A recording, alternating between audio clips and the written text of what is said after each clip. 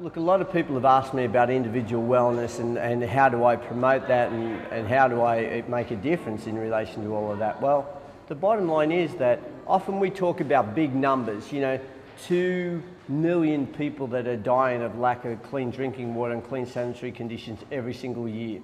But the way I look at that is that's somebody's son, somebody's daughter, somebody's mother, somebody's father, somebody's brother, somebody's sister. It's a real human being. So I don't worry so much about the numbers. What I worry about is the individuals. And by doing so, that's where I get my compassion from, and that's how I make a difference. And that's what moves me to do the things I do, because I think of every single number as a real person. Helping humanity is incredibly important to me because I need to feel like my own life is worthwhile. I need to feel that I make a difference to other people's lives through taking a breath myself. And so every single day of my life, I try and complete it with purpose.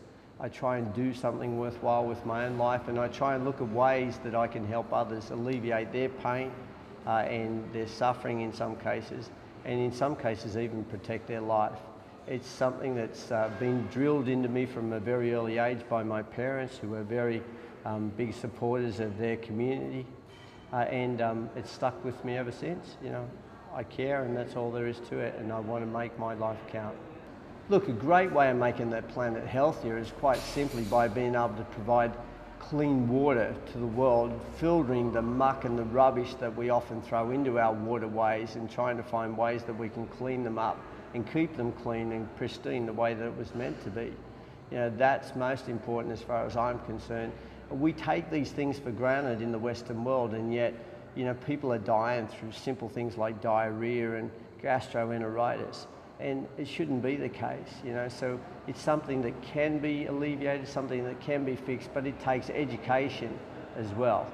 And it's trying to educate people not to dump their rubbish or their pollution into the waterways that further downstream people are going to want to be drinking out of. Funding began with this run before I even took the first step, and I'm pretty sure we raised somewhere in the vicinity of around about $20,000 before I took the first step back in Sydney, Australia. I'm encouraging the Red Cross back in Australia to get through their networks and to get the message out through the media back there of what we're trying to achieve with this whole thing, and to encourage as many people as possible to go to the Pole to Pole Run website, click on the Red Cross icon and make a donation. And look, it doesn't matter if people just donate $1 or whether they can donate many thousands of dollars. They will be able to change your life. They will be able to save lives by being able to provide clean drinking water to people here in Vietnam. So please, especially at this very sacred time around Christmas, when we're thinking about how fortunate we are ourselves and how we'd like to maybe help other people that are less fortunate than ourselves, please think about making a donation.